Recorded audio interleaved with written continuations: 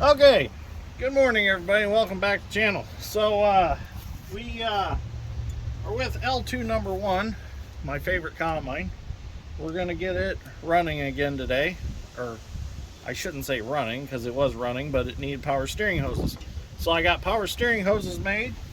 So we're going to get these put on real quick. Dad String's here to help me. We just got to reroute them, get them up to where they belong. I put a zip tie on where the one goes, the short one goes where the zip tie is. And the nice guy at Napa tied a piece of Teflon tape around it for me. So we're going to get these hoses on and make it safe to drive it down the road. The old ones, they were so old that the coating was cracked and the braids were starting to rust in them, and it was causing them to leak. So I didn't want a chance driving it down the road knowing that one of them was already leaking pretty good. I'm like, if it blows out and I lose steering and drive off in the woods, or even worse, hit a car or something like that, that wouldn't be very good. So we actually came this morning while it was raining. I didn't get my camera out because I didn't want to get it all wet, or my phone out. So I just decided to take them off real quick, run them up to Napa and get them changed out. So we got some clips to put back on. We'll get those back on, and then we'll get the machine to the shop. We'll start working on the chopper. I got a oil leak here to fix. It's running down, and there's an oil leak here on top of the valve body somewhere. They're just O-ring issues, so it won't be no big deal, but they need to be fixed because the oil drips on the chopper belt, and I'm losing quite a bit of oil throughout the day, and automatic transmission fluid is not cheap. So it's things that need to be nipped in the butt. To the point now in the season where we're coming on to some tough cutting situations. We're going to be down in the muck cutting beans, and the beans themselves are dry in the pods, but the stems are pretty green yet, and this combine loves green stem beans. I mean, it just eats them. It don't care. This thing's a brute. When properly set, these old L2s will eat some soybeans. Now, the 2388 does really good with the specialty rotor, but the L2 I still think does a little bit better yet.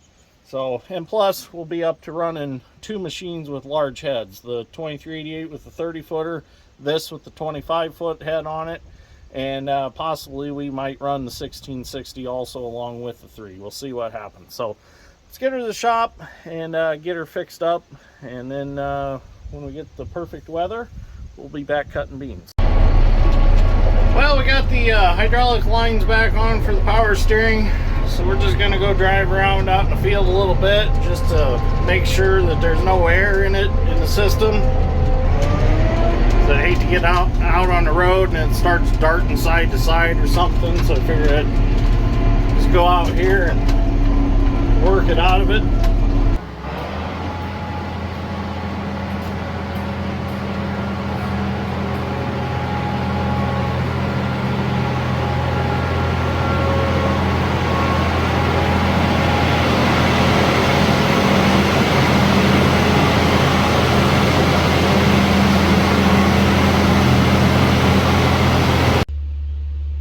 So I've definitely found one of our major oil leaks, and it's right here on top of this hydraulic pump. So where these fittings come out of here, this one I believe feeds the power steering, and then this line feeds the main valve body of the combine. So it looks like they're adapters where they're threaded in, the 90-degree elbows here. Looks like the O-rings could be possibly bad on them. Not sure if they're O-rings or if they're aluminum seals. I need to take them apart and check it out and see what's going on in there. Well, I got them 2 threaded out of that pump, and as you can see, them O-rings are in pretty bad shape. So no wonder they were leaking profusely. So I'd say that's where all my oil's been going, is right out through them. And then there's a couple other spots, like this drain plug on the bottom of the tank. I'd probably take that out and fix that. So we're gonna get some lunch, and we'll come back and we'll get this fixed.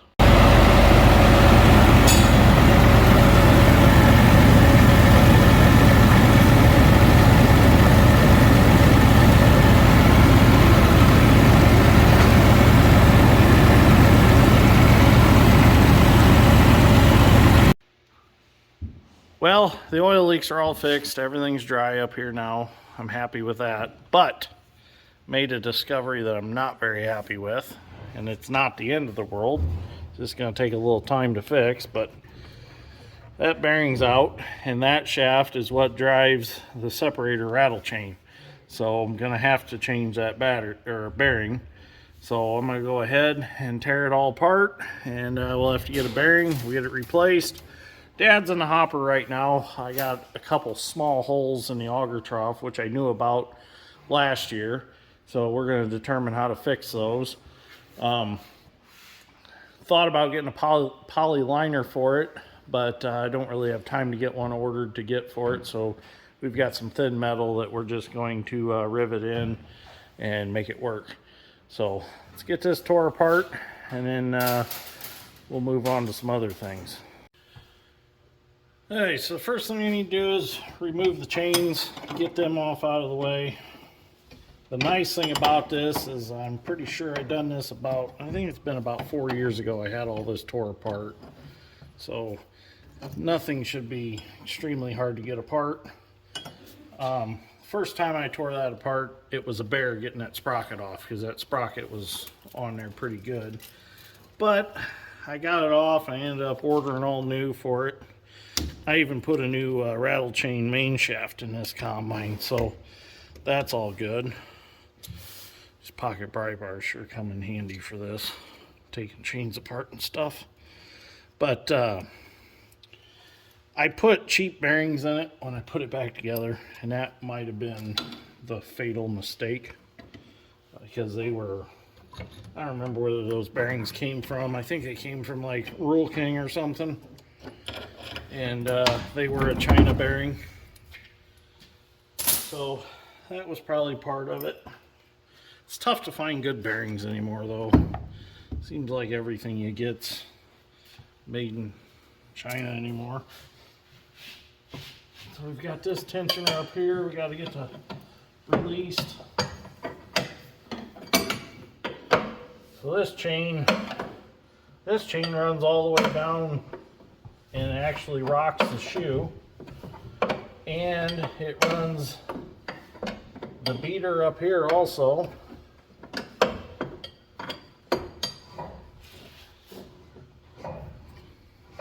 So this one does a lot. It's a fairly long chain. Find the splicer link in that one. Where's it at? Oh, it's here down. I can get it down there. That ain't too bad. Go ahead and pop that one off.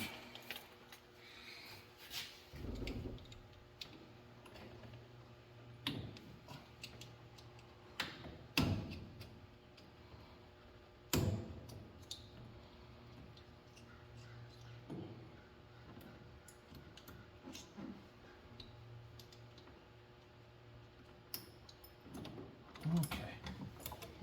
Get that chain off out of the way. Just pull him out. Get the splicer link out of here so I'm not losing it.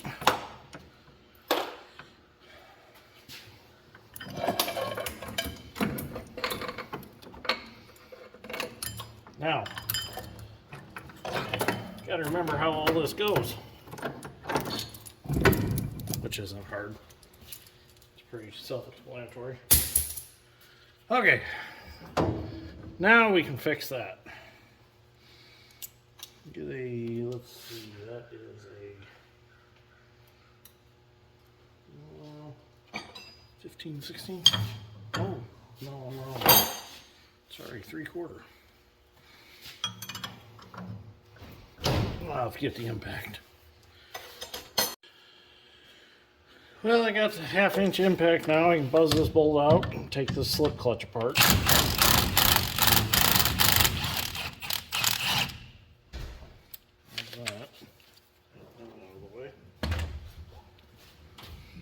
Pull this off. Pull this off. Stack everything up the way it come apart.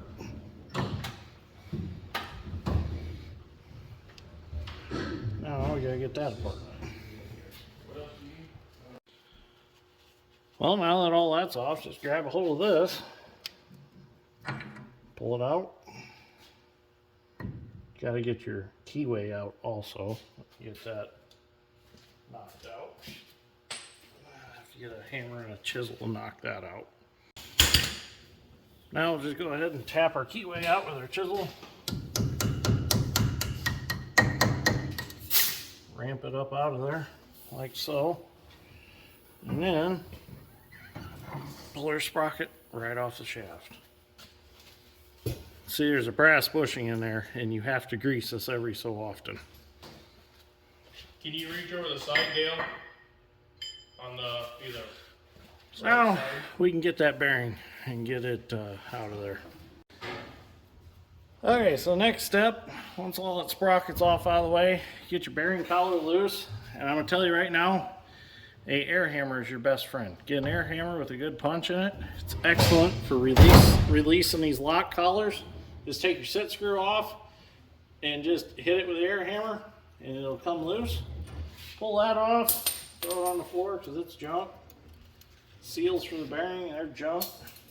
Now we can get the inner race off, and then we'll get the outer one out. We'll have to take these 3 bolts out to get that plate off of there. Part of the bearing holder.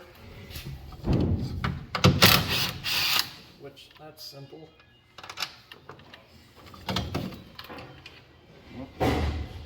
Well, it is if the nut comes out of your socket. There we go.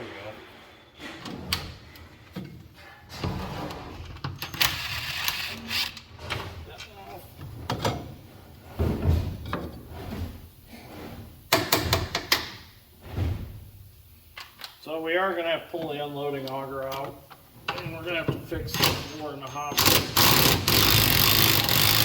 which is not the end of the world.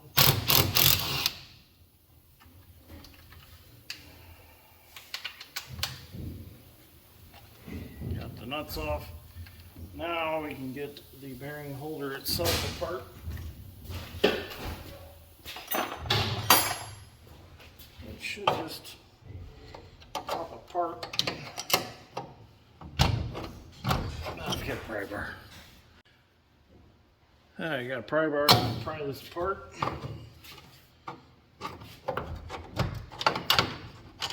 There we go.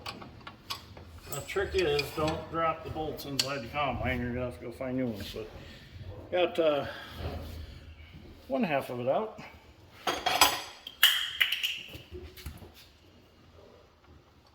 So we'll do this without dropping our bolts.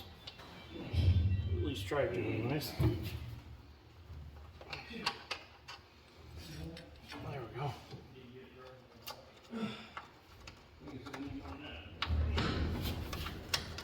Get the other one out. There's the rest of the bearing out. We just got to get that race off and we're done. Okay, so we have to take this big pulley off this side that runs the unloading auger, and the reason we have to do that is because we need to pull the unloading auger out of the bottom of the hopper. So Dad came up with this way. There's a groove in this hub, so he put a bearing splitter in it with a 2-jaw puller, and that's how we're getting it off after taking the sit screws out. So we got it tight now, and what you have to do is tighten it up pretty tight and then smack it with a hammer and it'll move. Just like that. I'm going to do it some more.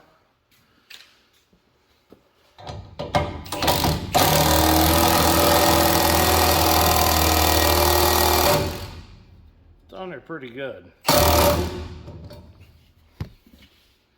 I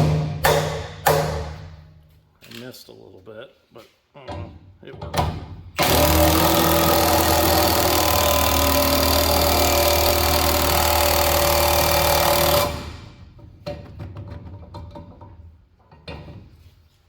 How'd that happen? It's in the hole. Oh, here, let me get, I got my, the hole.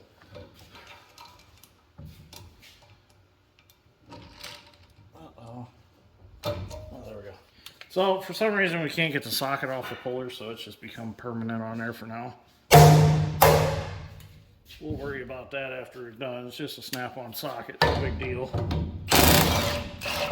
Oh. Yeah, I did.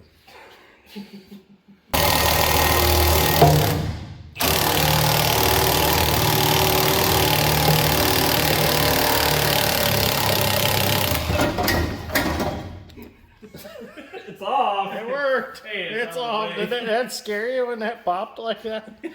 All right, that pulley's off. That was a bear. That's definitely gonna get some anti-seize put on it when we put it back together. So, well, now we can pull the unloading auger out. Okay, so things have escalated really quickly. We've got the pulley off. We've unbolted this whole end. We came over here, and from past videos, we've been in here before, you've seen. We got the unloading auger off, got the turret all unbolted, or the swivel as some call it. Now we're going to pull the unloading auger out. We're going to get it slid out a little bit so we can blow the bearing off the other end, because that bearing's junk anyways. It looks pretty rough. And then we're going to go ahead and we're going to pull the unloading auger completely out and see what we can do about patching the floor up. Seemed to be about the easiest way to do it. And the problem is for some reason the auger is kind of rubbing the floor. Might have something to do with getting the combine stuck and dragging it out with excavators all the time. Who knows?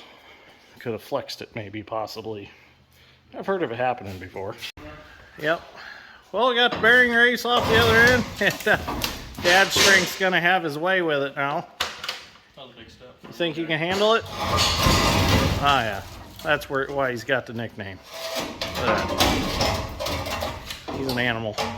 Yeah, there you go. Yep. Okay, so she's out. Now we get to look in the hole. Well, now that auger's out, we can look in the hole here and see what's going on. You can see it's pretty bad. It's gone. Huh. Yeah. We're gonna have to do something with it. So now's the time that if I need to patch anything else, this would be a good time to do it. All right. Okay, so we're in the hopper now, and I had some sheets of this thin metal, which is about the thickness of the original hopper metal. So what we done was I took 2 sheets of it, laid it in here, and overlapped it so that when the grain goes across with the auger, the lap is the right way, so it's not trying to peel it up. We took a basement jack that we had in the building, and we utilized this round pipe to press the metal down into the auger trough of the hopper with 2 bottle jacks on each end. There's one down there and one down here. So we've crammed it down in there tight, and now what I'm going to do is I'm just going to screw it really good. I'm going to put quite a few self-tapping screws in it so it can't go anywhere. Hopefully it stays formed, and this will seal the hopper up and should be perfect. So let's see what happens. I'll get screwing.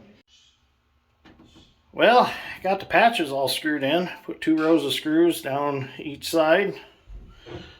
Turned out really nice. So now we'll release the jacks and see what we end up with. Well, with everything out of the way, it looks pretty darn good. I mean, it's nice and curved the way it should be. The seams are all nice and tight. I'm definitely happy with it. If it lasts me 4 more seasons, I'll be tickled to death. So that turned out really good. I didn't get them quite perfectly lined up, but good enough for what it's for. So at least grain can't get down behind there. I put some extra screws in the corner just to make sure they don't get peeled up. So now we can reinstall our auger in here. I want to rebuild the U-joint on the end of the auger before we throw it back in. So we're going to do that. So anyways, I think we're going to end this episode right here. We'll just make this a to be continued. So I'll be watching for the next one. So anyways, thank you for watching. Greatly appreciate it. And we'll see you all in the next one. L2 number 1 will be back in the field. I promise. So thank you for watching.